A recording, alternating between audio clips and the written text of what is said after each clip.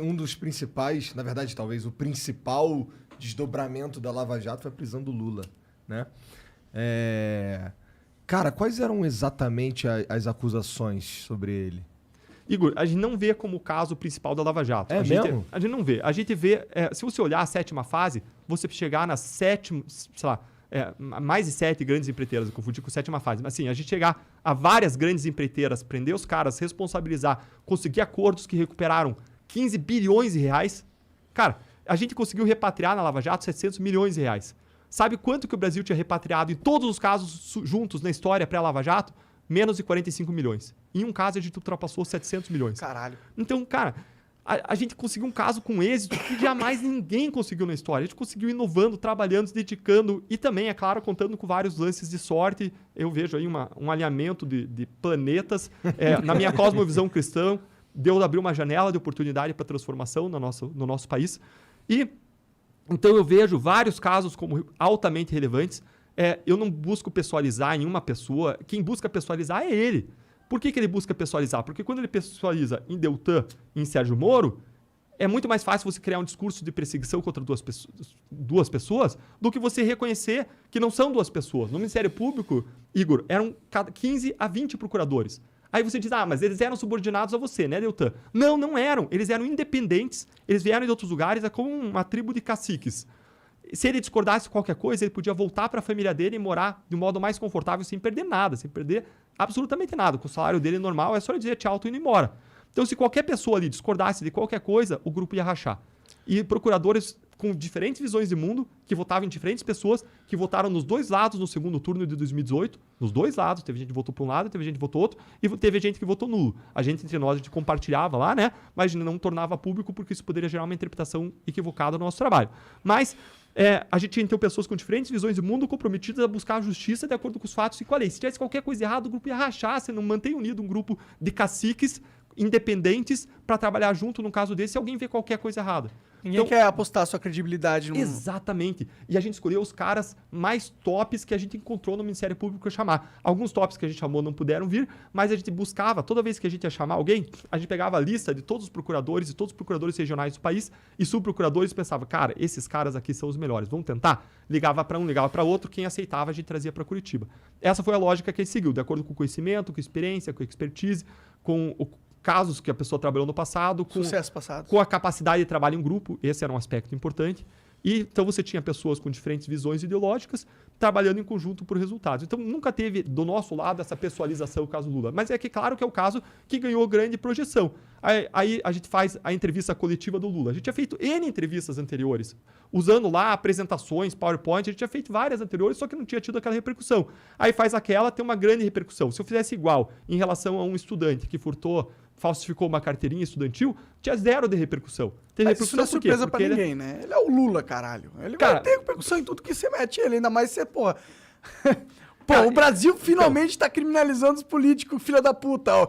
O Lula é um puto exemplo aí, na minha opinião. Tudo que fosse envolver esse cara ia ser um show, um espetáculo, não importa. Erro de cálculo nosso. Erro de cálculo. A gente achou que fazendo igual as outras vezes, a gente ia ter um resultado igual. Porque ele não é igual, infelizmente não é. Não é. Ele não é uma pessoa igual a todo mundo. Não é. Infelizmente, esse foi um erro de conta nossa sobre o modo, né, de apresentar, que pode ter gerado uma interpretação equivocada de parte da sociedade, mas a nossa intenção era de fazer exatamente a mesma coisa que a gente fez nos casos anteriores. Se olhar os casos anteriores, se olhar a coletiva da 7ª fase, a gente colocou um gráfico mostrando como funcionava a lavagem de dinheiro, de empresa para empresa, como passava para as contas do IOCEF, das empresas, como é que o dinheiro voltava. Então a gente sempre tentou ser didático. A gente acha importante... A gente não acha que a pessoa tem que ter feito direito para entender de corrupção. A gente não acha que a pessoa tem que pagar uma faculdade para entender de corrupção. A gente quer ser simples e levar informação simples para que a pessoa que está nos ouvindo lá, que seja o que for, professor, dono de casa, engenheiro, a pessoa entenda do problema e qual é a solução, porque eu preciso dessa pessoa se eu quero mudar o Brasil. Eu preciso do engajamento, preciso que ela entenda. Então, na Lava Jato, a gente adotou uma estratégia de comunicação de ser extremamente didático.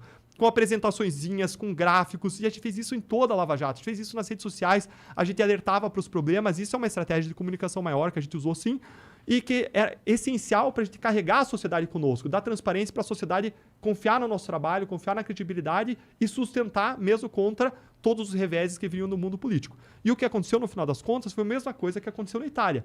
Lá na Itália, os procuradores atuaram de modo firme contra a corrupção, o sistema político gerou uma série de narrativas, uma hora essas narrativas começaram a grudar, e quando começaram a grudar, eles passaram com o rolo compressor, descriminalizaram crimes como Caixa 2 eleitoral, eles tornaram ilegais as cooperações retroativamente, derrubando casos, coisa parecida com o que acontece hoje quando se faz essa aplicação retroativa de novas regras, e seguiram mudando para que tudo, mudaram tudo para que tudo sempre continuasse igual. O mesmo, né? Entendi. Exatamente. E uma das coisas que eu escuto bastante rádio, e eu escuto o Reinaldo Azevedo, por exemplo, falar bastante que não tem nenhuma prova contra o Lula, cara. Tem que abrir os processos e olhar. E lá você tem sentenças que explicam muito bem o que aconteceu. Qual que é o sentido? Qual é o sentido, Igor? De você ter uma reforma no sítio feito por uma empreiteira. Quantas empreiteiras do porte da OAS você vê indo fazer uma reforma num sítio? Quantas empreiteiras do porte de uma OAS você vê indo fazer uma reforma e pagando, sei lá, a cozinha de um apartamento para alguém? Essas empreiteiras, elas fazem estrada, elas fazem ponte, elas fazem refinaria. Elas não fazem elevador. Exatamente, ela não pendura quadro na parede, sim. Ela não faz cozinha. É tipo chamar um elefante para esmagar uma formiga, né? Exato. Qual que é a explicação alternativa que você me dá para isso? Não existe explicação alternativa. E mais, qual é a razão para um diretor da Petrobras dar dinheiro, segundo as acusações, segundo as evidências estão lá, para a Vacari? Qual é a razão para a Vacari poder mandar? Vacari não tinha um cargo no executivo, Vacari é de uma estrutura partidária. Por que Vacari tinha poder de mando no diretor da Petrobras?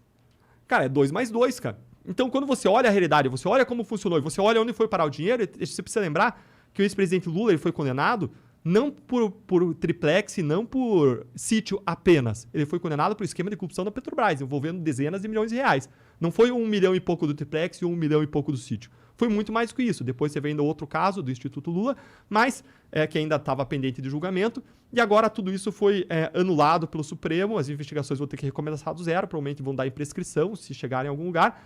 Agora, e eu preciso ressaltar sempre que eu falo sobre qualquer caso específico... Coisas não foram destruídas já e já era. Esse é o problema. Quando você anula, você não consegue reproduzir as provas. Por quê? Porque você não tem como refazer uma busca-apreensão feita 5 anos atrás para aprender as mesmas coisas. Não vão estar lá. Então essas provas vão para o ralo. Exatamente. Eles anularam, eles garantiram impunidade. Sim. Mas eles não inocentaram, né? Ninguém julgou ele inocente, ninguém apontou inocente. Nada. Sim, claro. Mas é que ele nunca mais vai ser preso. Por isso, provavelmente. Muito provavelmente. 99% não vai ser preso. Mas sempre que eu faço esses comentários sobre casos individuais, eu preciso ressaltar, isso vale para toda a nossa entrevista, que a última palavra é sempre da justiça, toda pessoa é presumida inocente até a última recurso, da última decisão, no último tribunal, e que eu não estou imputando culpa a ninguém. A pessoa é julgada pela justiça. Eu vi ele falando lá. Eu acho que ele é a alma mais honesta que já existiu. Eu vi ele falando. É verdade, eu acho. Então, são coisas escandalosas mesmo, o lance da Atibaia, do triplec, que nem ele fala. Mas eu entendo o argumento, se for do Reinaldo Azevedo, eu não acompanho tanto, mas se for argumento assim, as provas não são ultra fortes, não tem nenhum ligando o Lula exatamente com o esquema de propina. Não, exatamente, eu não vejo, assim, pelo menos. Eu vejo você ligando assim, ó, o Lula é um cara que foi beneficiado por empresas que estavam ligadas... Alguma ligação tinha, mas não tem ali um bagulho assim... Não tem, o Lula mandou trocar um dirigente da Petrobras por causa... E eu tenho uma gravação de alguém falando, com o Lula falando, é pra trocar o cara da Petrobras. Você não tem isso. Você não tem esse tipo de prova, entendeu? Tá, olha só. Eu vou falar de outro caso de corrupção para aí você entender isso um pouco melhor. Corrupto não passa recibo, a não ser que ele colabore. Claro. Corrupto não vai passar recibo. Então, tinha um caso de auditores fiscais. Os auditores fiscais, eles ligavam para os empresários e eles ligavam de telefones públicos para os empresários que eles estavam fiscalizando. E nessas ligações, eles combinavam de encontrar os empresários em supermercados, em lojas de imóveis, em outros lugares, e falavam, vamos lá ver umas lajotas? Eu preciso entregar lajotas. E eles conversavam sobre coisas banais que eles iam fazer, ligando o telefone público e usando o codinome. Então é como, sei lá, se o nome de uma fosse, sei lá, Juliana, vou usar um nome fictício, e ela usasse o nome Ana, tá? Então, essas pessoas, elas usavam codinomes, ligavam de telefones públicos para os empresários que eles estavam fiscalizando, combinando encontros em lugares inusuais. Aí a gente foi olhar os autos de infração feitos pelos auditores.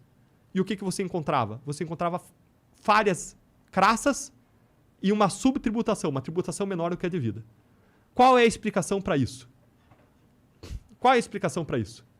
Erraram? Foram bonzinhos com os empresários? E qual é a explicação para aquelas entregas e lajotas em supermercados, etc., encontros obscuros, ligação, uso de codinomes? Ah, Deltan, mas você não tem entrega de propina na conta. Você não tem o pagamento da propina na conta da pessoa. Você não tem o pagamento de propina na conta, mas não existe uma explicação ali que explique tudo isso que não seja a corrupção daqueles auditores, que usavam codinomes, que ligavam de telefones públicos e que cometeram vários atos irregulares ao longo daquela fiscalização.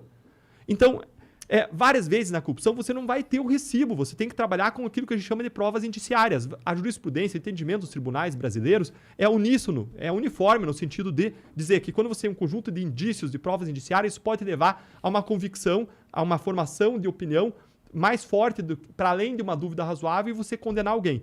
E quem entendeu isso em relação ao caso Lula, né, que depois veio a ser anulado, mas quem entendeu isso não foi Deltan, foram 15 a 20 procuradores da República que formularam as acusações. Mas foi um juiz que julgou esse caso. Mais, foram 3 desembargadores independentes que revisaram esse caso. E mais, foram 4 ministros do STJ, vários deles colocados pela gestão do PT lá. Então, não é uma análise individual. Eles olharam o processo, olharam o conjunto de provas, pessoas, inclusive, falando que os recursos tinham vinculação, sim, com os esquemas. Então, existia essa ligação de delatores. Existia. Mas se essas pessoas não falassem, você apagaria o que aconteceu? Não apagaria. Não, agora, tinha o meu pessoas argumento falando. não é que eu acredito que o cara é inocente. O meu argumento é, tipo, eu acho que existem provas que seriam muito mais fortes do que a gente tem exatamente contra o Lula, entendeu? A gente tem provas, mas você não tem uma prova que coloque ele como cabeça da parada. Tem? Eu não sei. Se você entender como funcionava esse esquema, mas é muito da quem colocava os diretores da Petrobras? Não é claro, exatamente, você precisa da conjuntura para você entender. Claro, e por isso que a gente explicou a conjuntura. Não, eu entendo. Mas quando você fala de lavagem de dinheiro, de crimes complexos como corrupção, não é simples.